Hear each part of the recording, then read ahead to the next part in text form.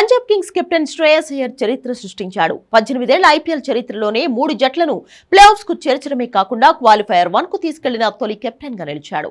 IPL 2025 season లో భాగంగా Mumbai Indians తో జరిగిన తమ ఆఖరి లీగ్ మ్యాచ్ లో సమిష్టిగా రాణించిన పంజాబ్ కింగ్స్ 7 వికెట్ల తేడాతో గెలుపొందింది.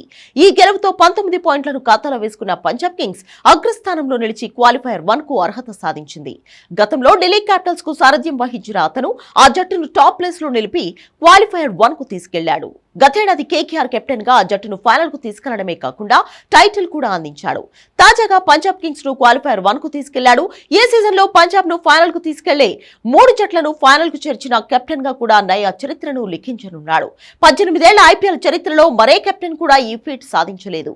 శ్రేయస్ అయ్యర్ సూపర్ కెప్టెన్సీతో 11 ఏళ్ల తర్వాత పంజాబ్ కింగ్స్ ప్లే ఆఫ్స్ కు చేర్చడమే కాకుండా క్వాలిఫైయర్ 1 కు అర్హత సాధించింది. ఇదిలా ఉంటే ముంబై ఇండియన్స్ 4వ స్థానానికి పరిమితమైంది.